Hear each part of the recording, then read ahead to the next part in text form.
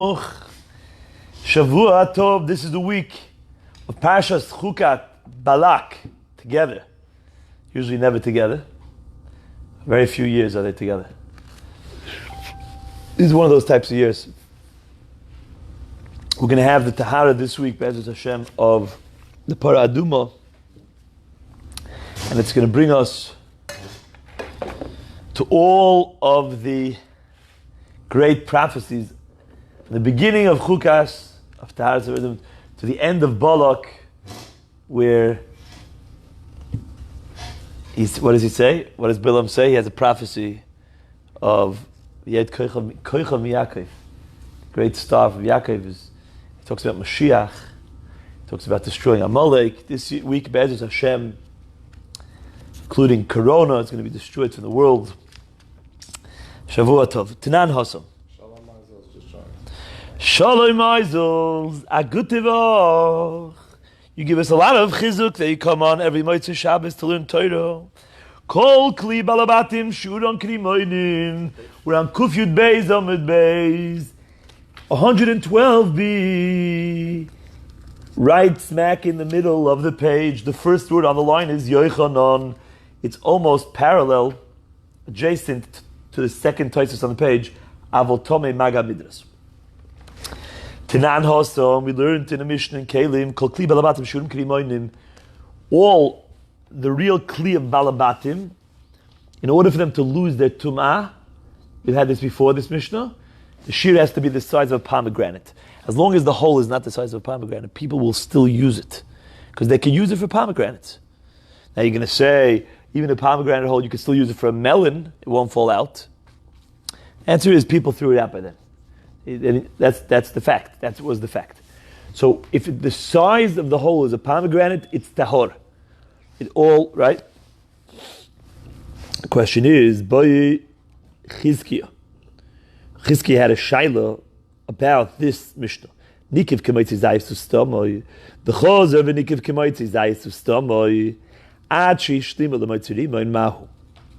Okay, you have an olive hole, size hole. You fix it up. So did the tumah ever come off? It never came off. Why? Because it wasn't the size of pomegranate. Okay? And it never got bigger. You fixed it. You stuffed it up. You sealed it. Then another hole the size of a kazayit. By the way, over here it's mashma. That two kazayitim are the size of a rimon.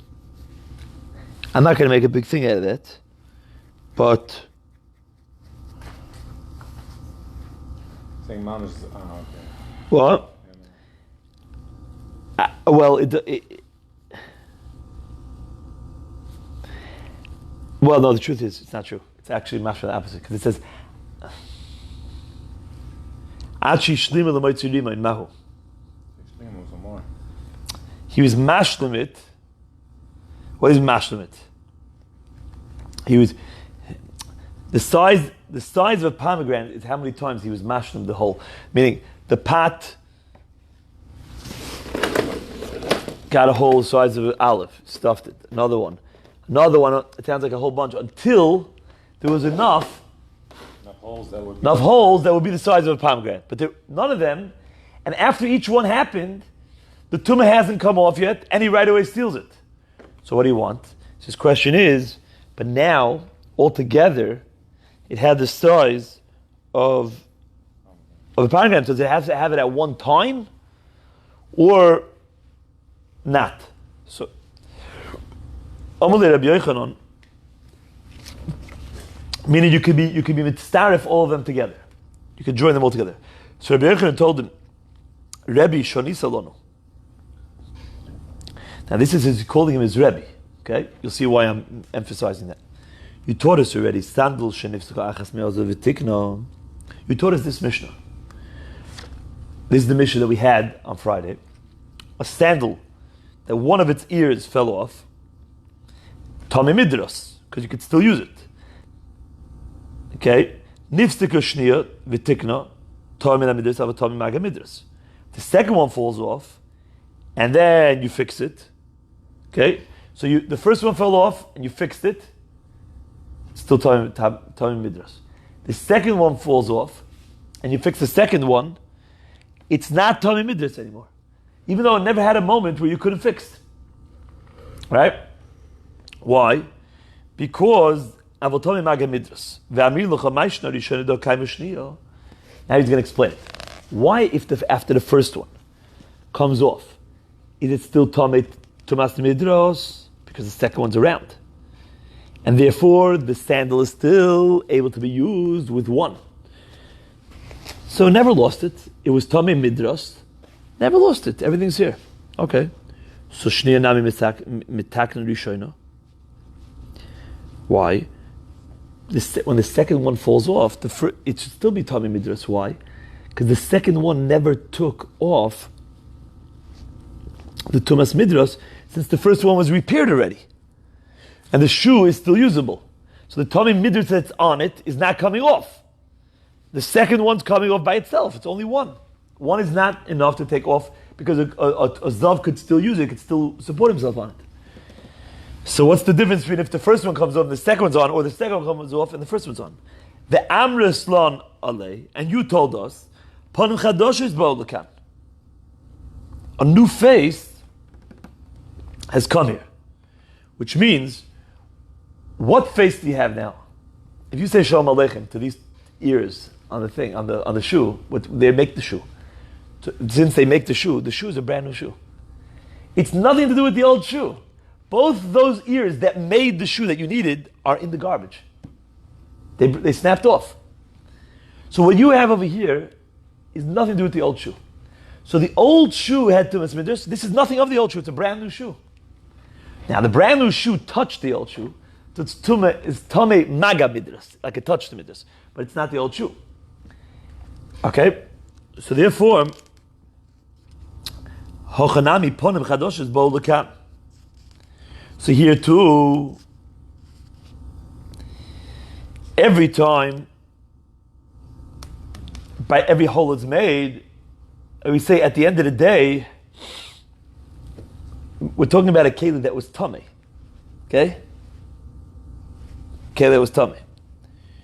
So he's saying an unbelievable chiddush, Rabbi Yochanan. He's saying that even though right now, there was never a moment that had the size of a hole that made the utensil not usable, but at the end of the day, the reason why it's usable today is because of all these little patches that are all the size of a pomegranate. So that is a brand new keli.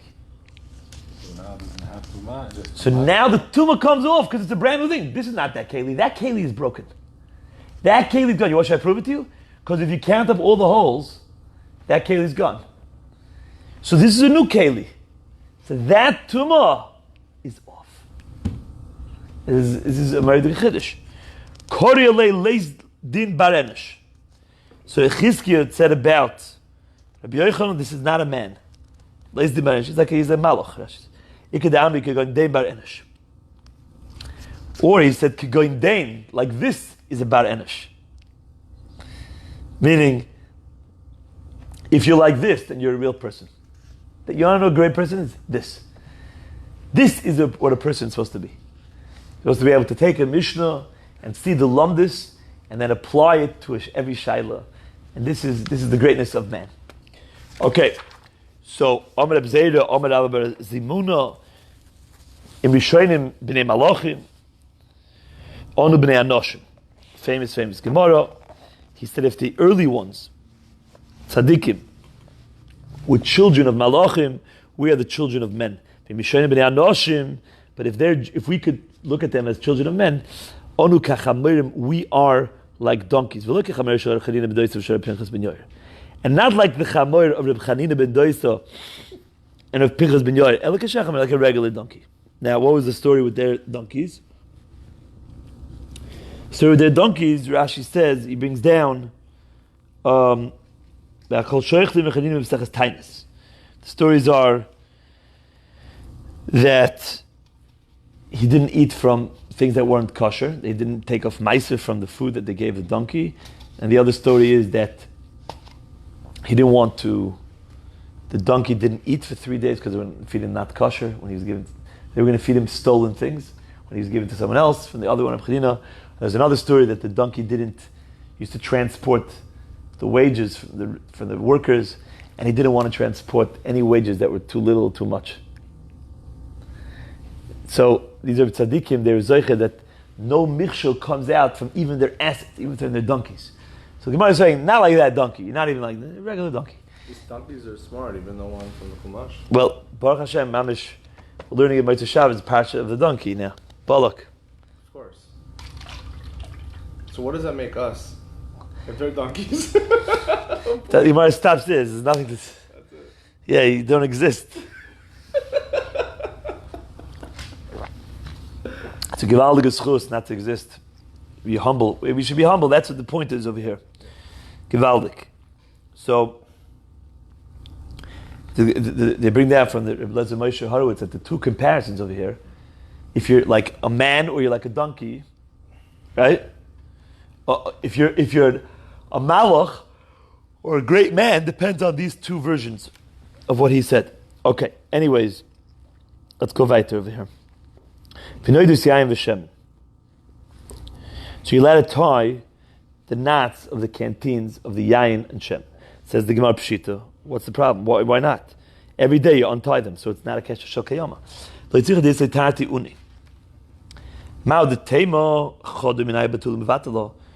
The canteen has two, uni means ears. Means two parts that can be tied. So therefore you would think that if you're untying one, you leave the other one tied. So Kamash V'lon, no. Kamash V'lon, that people are going to untie both. Even though you could technically pour from them without, but it's easier to pour with them both untied, and therefore we could assume that everybody will untie both. Kedei Rishul Basa, they would tie with a cloth many times on top of the pot with cloth. Pshita, also, you're going to take it off that day. It has an opening, a spout. So therefore, why do I have to open up the cloth? Leave it tied. That people do open it up because it's easier to be able to uncover the whole pot when you are dishing out than to just use the spout. You're allowed to tie in front of the Mishnah said, in front of, by an animal. You're allowed to tie a rope in front of the stall so that it shouldn't go out. So the Gemara says Pshita. So you're going to take it out that day. You just don't want to hold the animal in for now. So the answer is no, it has two ropes. Okay? So, Mao the Temos, I would think that since it has two ropes, I'll leave one of them. The other way Pshat Rashi says is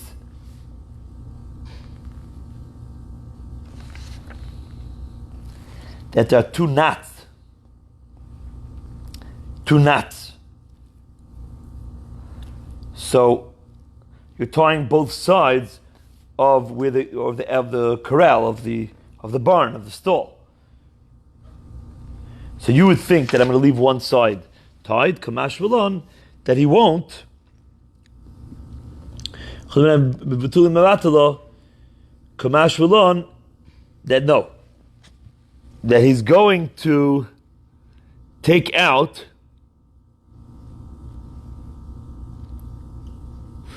he's going to take them out.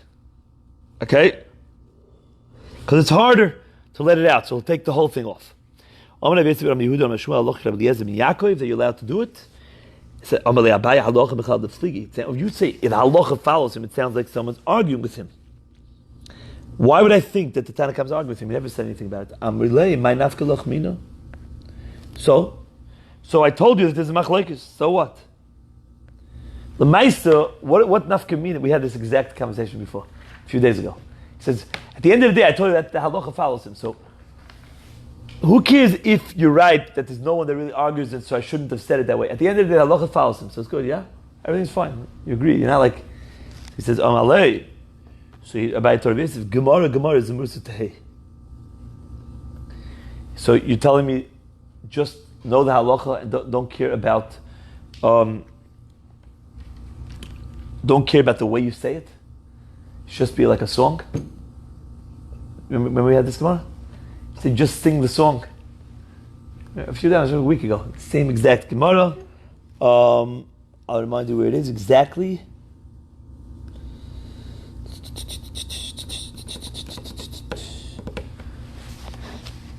Seven days ago. Kuvav. I'm with Beis.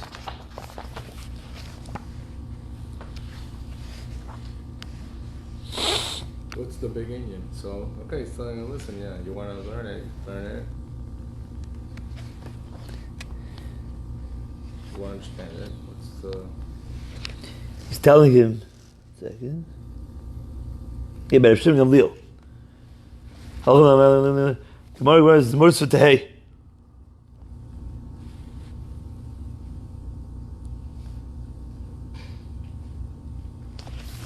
Same exact thing up here.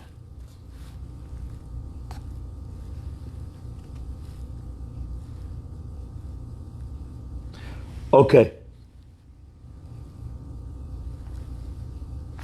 So Mishnah. Let's move. It's very geschmack stuff now. You ready? It's not hard. You're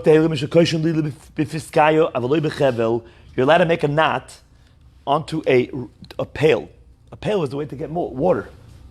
With a piskaya. We had piskaya before. In the Mishnah before, if you remember in this parak, it said that you're allowed to the strings of a svacha v'shel piskaya. A lady could tie the strings of her girdle. It's like a wide belt. So you're allowed to use a wide belt that had straps to tie around a pail. To be creative, I don't have a rope. It's Shabbos, I got to get, no problem with carrying. It's in the Rosh Hashanah, fine. So now I want to get water out of here. You could use this type of belt. A creative thing. But, not with a rope. Why not with a rope? Because you're going to leave the rope on. It's going to be a kesher shekayama. The belt you'll take off. Okay? Rabbi Yehuda matir. Rabbi Yehuda says you could use a rope as well. Klal om Rabbi Yehuda kol kesher she'ein shel kayama in chayav alav. Any kesher that is not shel kayama, ein chayav alav. The rule is any tie that's not permanent, you're not chayav for. Now, what's he talking about? So the Gemara says, "Chevel demai ilem chevel da'alma Rabbi Yehuda matir kesher shekayamahu." How can Rabbi Yehuda say, "Oh, a chevel is fine because it's not a kesher shekayama"? Yes, it is. If you're tying on a normal rope onto a pail, you're going to leave it there, so it is a permanent knot. So what's Rabbi Yehuda saying? Elo, you're going to have to say bichevel the gardi at the base. It's a weaver's rope. It doesn't belong on a pail, and that's what Rabbi Yehuda is saying. It's okay. So why does it Tanakama, which the Gemara is going to call the Rabbanon, why do they say it's a problem? So it must be, the Rabbanon hold, that if you're going to use a chevel of the weaver, even though it's not a normal thing to leave on the pail, next thing you'll do next week is you'll use a regular rope. What is a rope? It's all ropes. They're worried, so there's Gzeir de Rabbanon not to use it, even though it's not shel kayama, but you're going to end up leaving it there. You're going to end up using a real chevel. And what does Rabbi Yehuda hold? Rabbi Yehuda says, Rabbi say, it's not shekayama, no gzeiris. There's no strict gzeir, right? Is it very hard? Just me. Yeah, it's plural, right? So the Gemara says, Rabbi Yehuda stuff. Rabbi Yehuda says, as long as it's not shekayama, don't tell me about. It's a chevel de gardi. It's not gonna. You're not gonna remove. You're gonna remove it. It's not gonna stay there. It's not permanent. So the Gemara says that's. So Rabbi Yehuda is the man that's not geyser from one thing to the other by Hilchas Kshira. And the Rabbanan are. In fact, the Gemara very minu. I'll ask you a kasha, says the Gemara. Chevad lisha nistak lo yeh koshre elo oinvoy. Brisa says, if you have the rope of a pail that's snapped, now the two sides of the rope, lo yeh koshre elo oinvoy. Don't tie the two parts together to make it good again. Make a bow. Bow them together. Don't knot them together. Okay? Because Okay? So the Rabbanon over here are not worried about what? About a guy saying, oh, if I can make a bow, then next week he'll make a knot. There's no gzeiros here. Suddenly the Rabbanon are not worried about comparing this to that. They're like, yeah, just make a bow, you're good. No. Make sure you tie on top of the snap a belt, or another type of belt, Rashi says, like a ezer cholul, like a money belt or something, over the two things. But don't actually make a bow. Because you make a bow, then next week you make a knot. So some Rabbi Yehuda is now worried about gzeiros. So it's exact opposite of what they did by chevel de gardi to regular chevel. Kasher de Rabbi Yehuda ad Rabbi Yehuda, kasher de Rabbanon ad Rabbanon. So the Gemara answers, de Rabbanon ad Rabbanon le kasher. That's not a problem. Because chevel bechevel michlif, aniva b'kshir loy michlifa. They feel a chevel and a chevel gardi, not gardi, that's interchangeable, you'll make the mistake. But aniva b'kshira, nobody's going to make that mistake. It's two different things. Now, what about Rabbi Yehuda? Rabbi Yehuda le kasha. You know why Rabbi Yehuda was worried about it? He's not worried about, even by chevel the gardi, he's not even worried about gzeiros. For sure he shouldn't be worried by over here by Niva. So the Gemara says he's not worried about gzeira. It's not a gzeira. It's the Isser itself. Elo aniva gufa kshiru. You hear this? We do not pass like Rabbi Yehuda. The Gemara is saying he holds it's an Isser d'oraisa. This is the kshira. An aniva is kshira. Aniva means what? A bow, excuse me. A bow is kshira, meaning that's time. Mm-hmm. Which is not allowed. Well, if you make a bow on top of the first knot that you make, like when you shoes, and then you make a bow on top of that, that's a tie. Right. That's a knot. Yes. If you just make a bow, that's we pass and that's mutter. Rabbi Yehuda holds it's Issa d'oraisa. It's not even Issa d'rabbanan. Okay. So the Gemara says, no. Yeah. So the Gemara says, Omer Rabba, Omer Rav Chia Barashi, Omer Rav. And some say in the name of Rabbi Yochanan, Rabbi Chia, Omer Yochanan. Maybe Adam Chelu Mitach Beistai. A person could bring, listen to this case, a rope from his house, the Koishrei Bepara,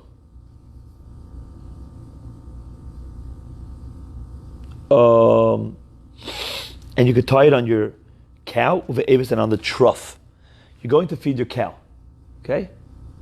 So you bring your cow to the trough, and you tie on the cow, and then you tie on the trough. So that way you don't have to sit there the whole time for the next hour and a half. You can go do whatever you have to do, and it won't go away. Why are you allowed to tie it? Because when you're done, you'll untie both ends, and we're not worried about you leaving one end on one side. Okay, we're not worried that you say, you know what? Let me just leave this side on the trough and untie the cow, let the cow go. And the next time, I already have the rope there. Or the opposite, I'll leave that side on the cow, so that next time I come to the trough, I already have the rope.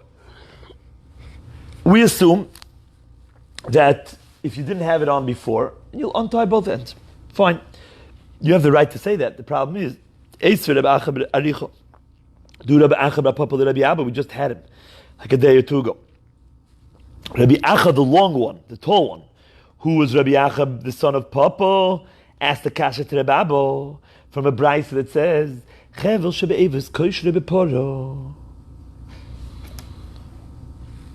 A rope in a trough that's already on the trough from before Shabbos. Kosh rebeporo. You could tie it onto the poro. B'shebeporo, if it's already on the cow, kosh shebe'eves. You know why? Because the side that's already on, we don't really care. You didn't make that, right? We're only worried about the new side. But the new side, we're confident that you're going to undo it. Okay?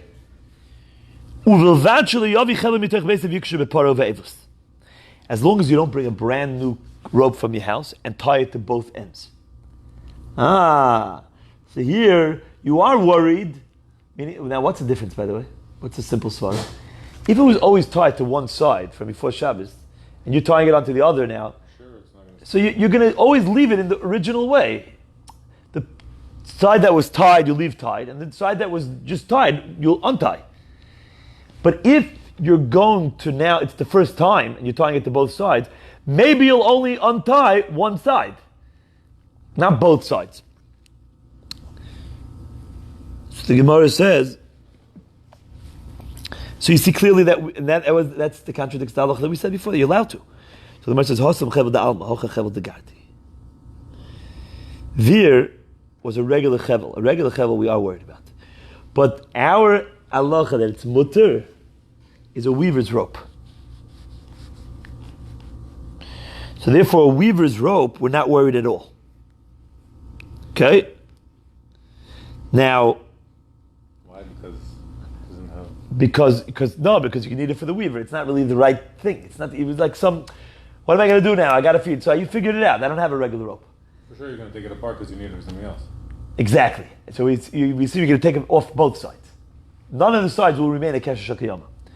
Problem is, everybody say, that a minute ago we said that our Mishnah, that does not allow one to tie a rope to a pail is what type of rope? Regular rope. No, because Rabbi Yehuda was matir.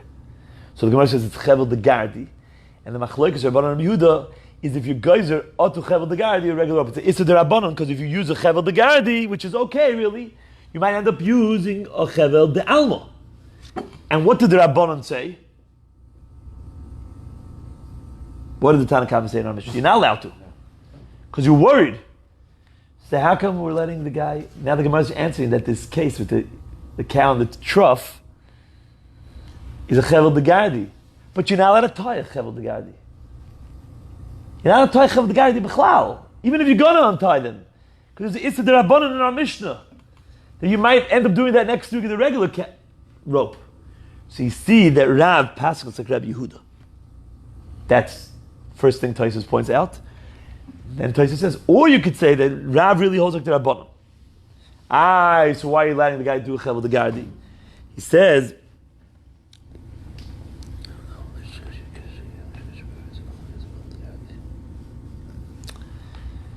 because what are you worried about?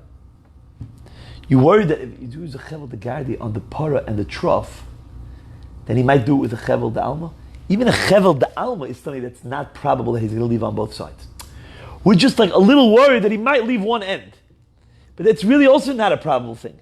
So you can't do that. You can't say, well, a chevel de gardi on a par of avos, don't do otu what? Because we're worried that you're going to use a chevel de alma. And a chevel de alma, we're not really so worried either. Can you define chevel de gardi? Sorry. Chevel de gardi is a weaver's rope. And the alma? It's just something that you don't use as a rope. Chevel de alma, a normal rope. So in English, why would we be worried about a weaver's rope? Because you might use a regular rope. Even if in this story, it's not a deli. It's not a deli, a pail, where you're going to leave it there. You're going to leave it there. Because you're going to be mevatel, like Rashi says. You nullify it and think, why should I ever take it off? It's great. No. Here I'm going to probably take it off the trough and off the cow, because it doesn't really belong on any of them. It's not like a pail. Right now I need it. Teretz says, but we're a little nervous. Okay. But we're not going to make it's almost like a double gzeir. That's what Taisa says. Okay, let's continue now. So, Omer Rav Yehuda Omer Shmuel, this is a little bit like off topic, but once we were talking about a weaver's rope, so the Gemara asked the Shaila about it. These are, again, not so clearly defined. I'm saying they're defined, but I just don't know what they are because they're. Remember that Amud Gemara in Shabbos that I don't have clear with the loom and all that stuff. I want to get clear one day. And it's, the Metzias and the olden day looms. We should really go to one of these. They have them in America, no? These old cities, Kli kvoy mutul taltam b'Shabbos. You're allowed to move the kli kvoy. Rashi says, klei orgim. The weaver's kalim. Mutul taltalam. You're allowed to move them they call them here the laze rods. Mounting the warp.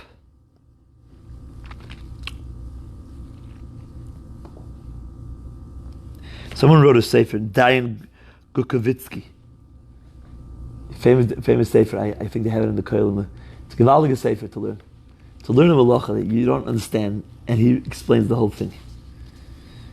So, basically, you're allowed to move these things. Why are you allowed to move them? Because he's not makbid on them. They use them for all sorts of different things. Not just for weaving. You can use them for your table, whatever you want. And he doesn't care about them, so they're not muktzah. So,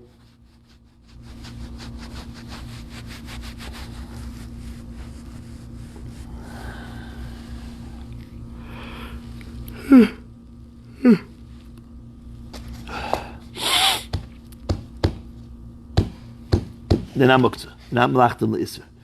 So you're allowed to use them. So the ass of Yehuda, the upper beam and the lower beam of this loom, are you allowed to move them? Okay? So they have these beams that the threads hung from them downwards. And there was a lower beam underneath. So are these beams also used for all sorts of other things that they're not muktzah? Or they are muktzah? So the Gemara says, Im v'lav v'rafya b'yodeh. He said, yeah, no. And it was weak in his hands. He was not able to get a real klora tshuva. He wasn't able to say clearly. So the Gemara says, you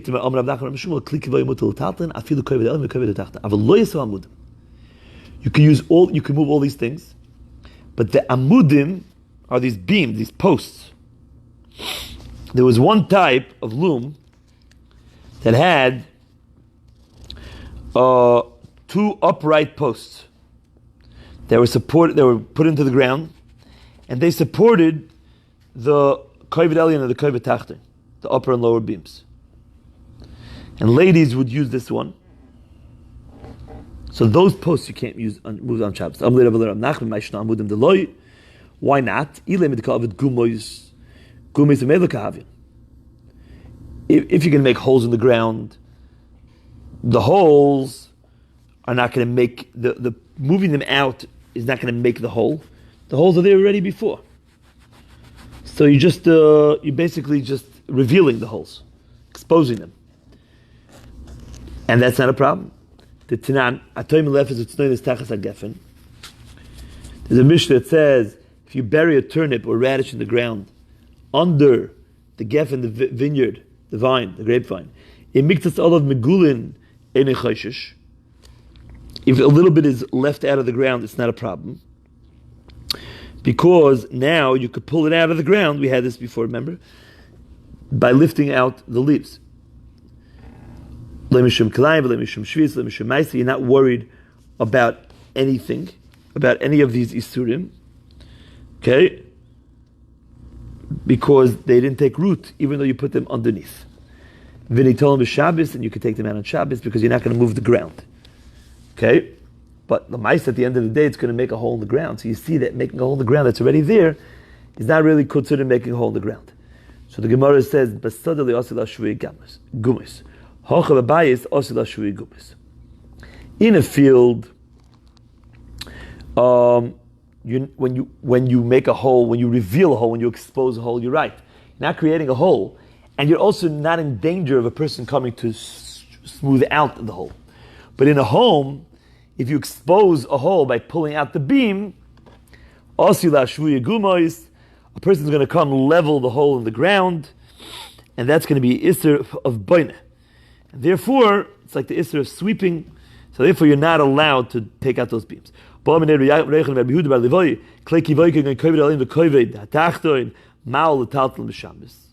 allowed to move them on Shabbos? You can't.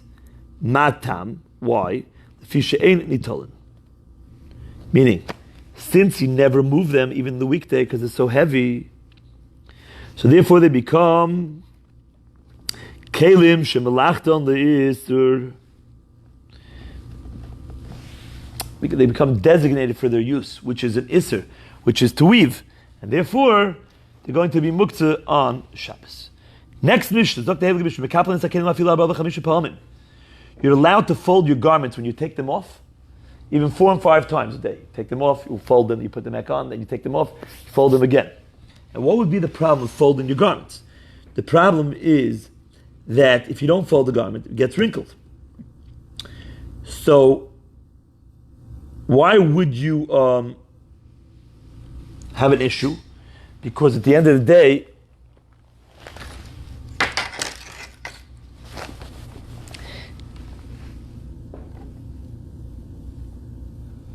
you might be considered like being misaken.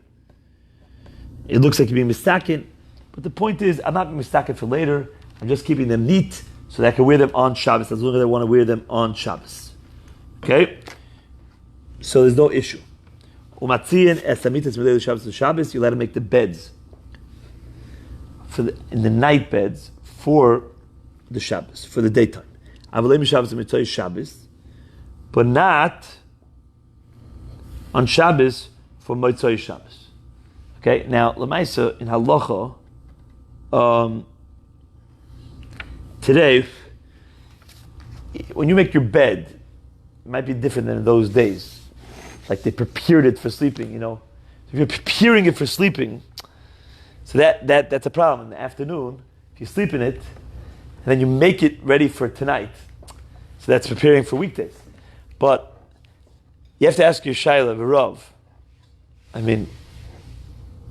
think it's mutter. If you normally make your bed because of neatness, you make your bed. You just make it in 2 seconds. So when you get up on Shabbos afternoon, you don't like the look. So you're not doing it for Motzei Shabbos. You're doing it for right now. I like the look now. So I think that's different in this case in the Mishnah, and I think that's going to be mutter. But you should ask a Shaila. Okay.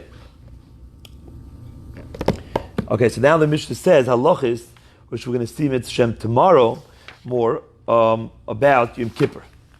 What does it say? If Yom Kippur fell out on a Friday, you could do all these things from Yom Kippur to Shabbos. You could make your bed from Yom Kippur to Shabbos. You could fold clothing. Aha, interesting. The fats of the korban of Shabbos, if Yom Kippur fell out on Motzei Shabbos, tonight, you're allowed to burn the fats of the korban of Shabbos on Yom Kippur. Wow. But not the other way around. It's hard to understand this Gemara. We'll see tomorrow, Bez Hashem. Rabbi Kiva says, basically, Shabbos is greater than Yom Kippur. That's what he's saying. They're all the same kadosh, and you can't say, "Oh, there's more kedusha than that." Okay, fine. We'll talk about that more tomorrow.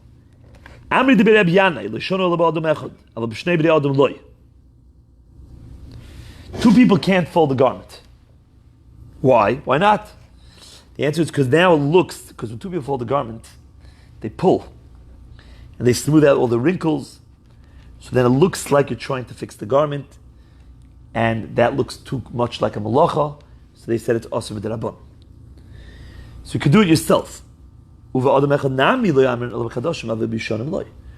new clothing that is hard and stiff and not so wrinkly. But old ones, you really need to fold so that they don't become wrinkled. And therefore, it looks again like you're doing a malacha of fixing. Even new ones that don't really need your folding, that's only white ones, but colored ones really need to be folded. So it really looks like you're fixing it. It's more important for the colored ones than for the white ones. That's only if you have no other clothes in which to change.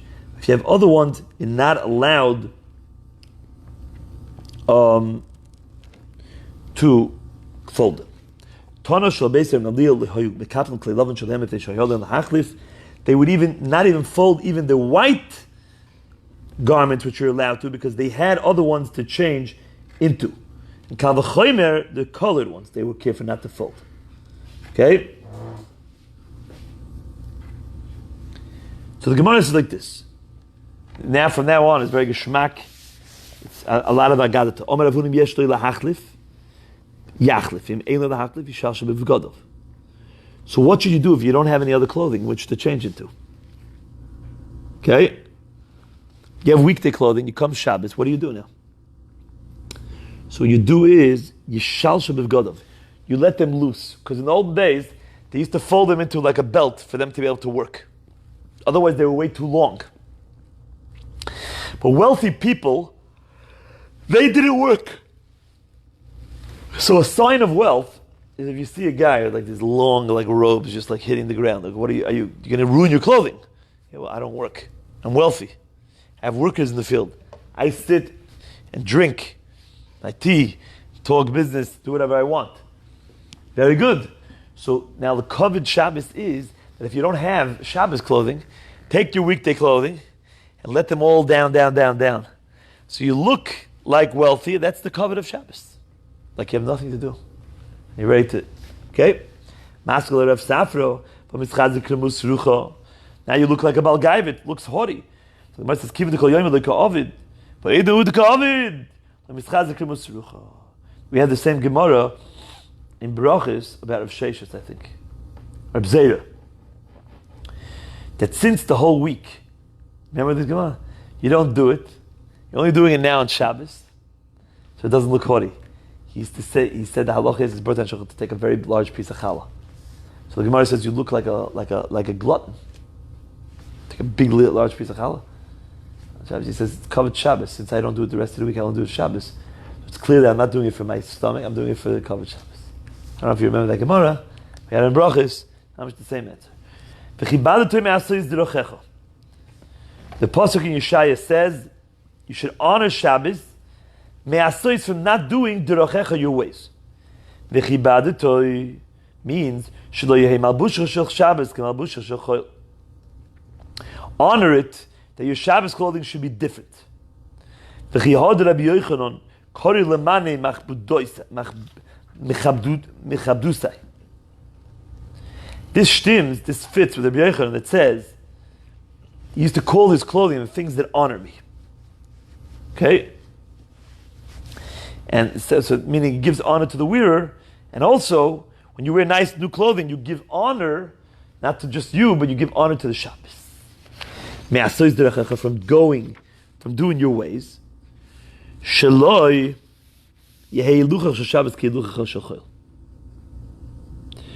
that you're walking on Shabbos should not be like you're walking in the weekday. Okay? You can't walk the same. We'll see soon what that means. Or from seeking whatever you want.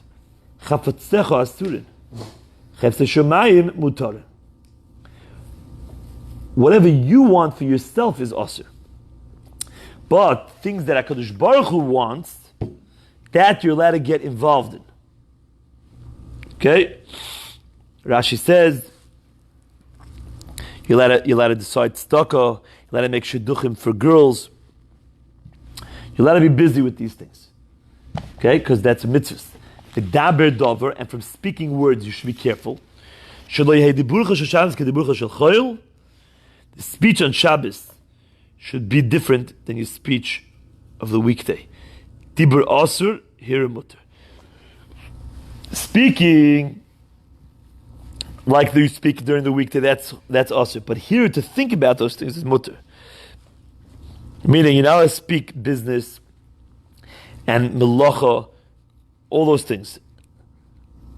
Taisuf says you shouldn't speak as much.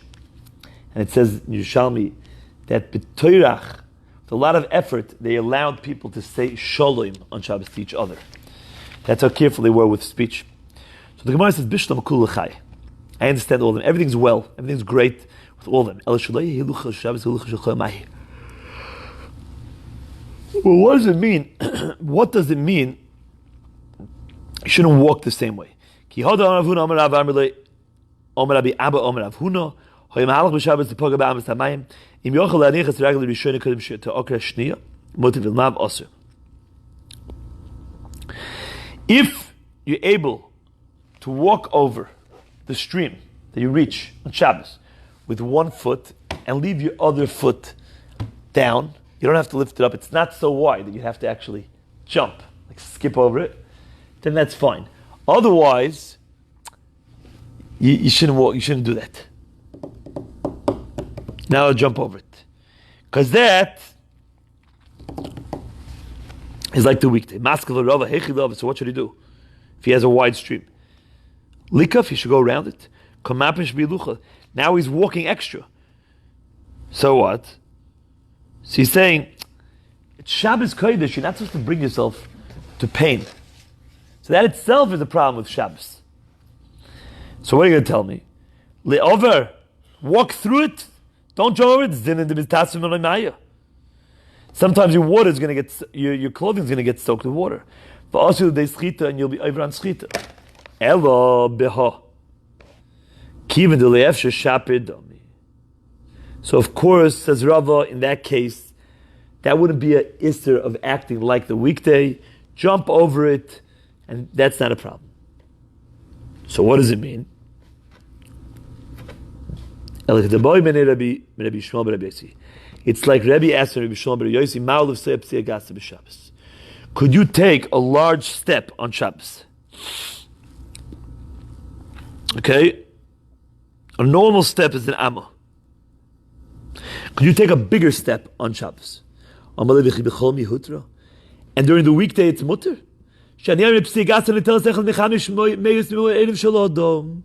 Every time a person takes large steps, it takes away a 500th of the light of a person's eyes.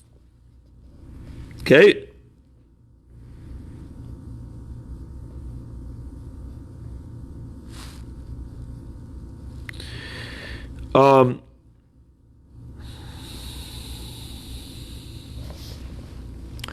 So the Gemara says,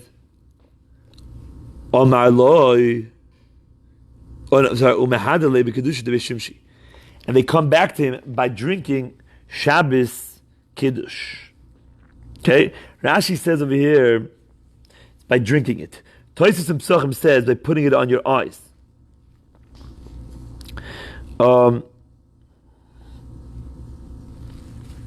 Okay? So the Gemara says like this. So you're not allowed to take a large step. Are you allowed to eat clay on Shabbos? Okay, now why would a guy eat clay, Adama earth? Because it had some medicinal values. It helped them for something. So he told him,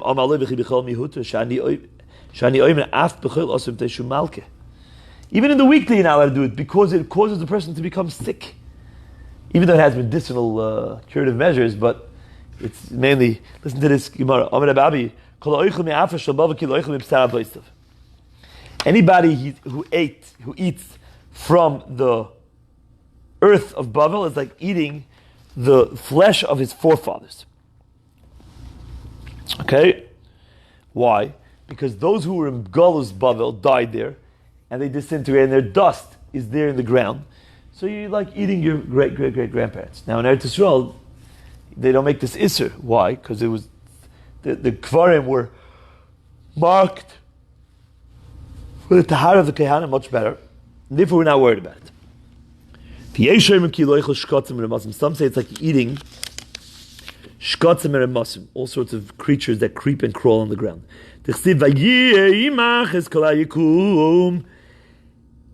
That he destroyed, he totally wiped out all of existence in the Mabul. And Shlokish says, why do we call Bavel Shinar? Because all the dead people in the Mabul, Ninaru, were shaken, were dumped over there. Okay? So now, the whole world, all the animals, not only the cows and the deer that you eat, all of the shkotzim ratzim, all the cockroaches, and the lizards and the rats and that died, everything was dumped into Bavel. The whole Mabel of the whole world came into Bavel. So now, and everything disintegrates and turns into dust.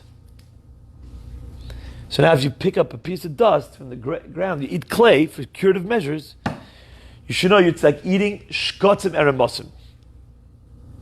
So the Gemara says, why is it called the deep sink? Because all the dead people of the Mabel sank there. Okay?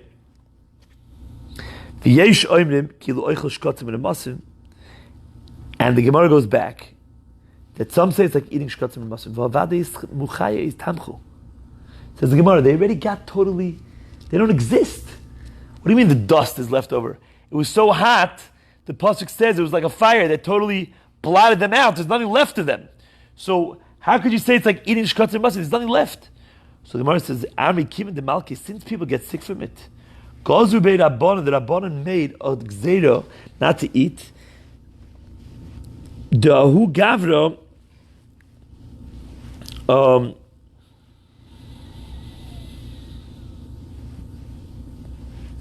it's a good shaila. Why don't they make this issur everywhere? And also, I don't understand another thing. They wanted people not to eat this because they get sick. So they said it's like you're eating shkotzim and masim from the Mabel. Now, really, the Mabel shkotzim and masim don't exist there because it was vayimach, but they didn't let you in on that fact. And if they just told you, "Oh, you're not allowed to eat it," you wouldn't listen because it has curative measures. But they knew that better than you that it's going to make you sick. So they made up. They said it's ke'oichel shkotzim and masim. Fine. Tachli is cress. Cress is like some sort of dry and hot bean. Okay? Some sort of vegetable. He ate it together with clay. You know what happens? If you eat it with clay, you have a lot of earth. Then you eat a vegetable. The vegetable takes a root. You grow a garden. And you know what happened to him? The kotchule tachli b'libim is. And this tachli, this shechleim, this cress grew up and hit his heart, and he died. Had a heart attack. When I was young in Venezuela. You grew up in Venezuela? Yeah. Someone told me that if you eat a seed from a fruit, it'll grow in my stomach. And that's why I don't eat fruit till today. What, you still don't eat fruits till today? I mean, that just stuck with me, even though obviously I know it's not true. Right. I don't eat because that stuck with me. So you have that fear, or just you're not in the mood of the fruits? It's a logical thing. So now this Gemara is going to cure you because the Gemara said you have to first eat clay. And you don't do that. Who knew? So now you're going to start eating your fruits. Just don't eat clay with it. Okay. It's true. The Gemara is true. You have dust. That's crazy. It's really late. I feel bad. I'm doing today long. It's late. Maybe we should stop over here. I think we should. It's a good place to stop, so it'll be fun tomorrow. Well, we ended up a very bad thing. I don't like that. Yeah. Just kidding, guys. One more thing. I put on the Shabbos garments. Next part. Yeah. Nomi told Ruth, that when you meet with Boaz, you should bathe yourself, anoint yourself, and put on your garments. What do you mean put on your clothing? Obviously. Rashi says, of course you're going to wear, take off the weekday ones and put on the Shabbos ones. So you see over here that there's such a thing called special Shabbos begodim.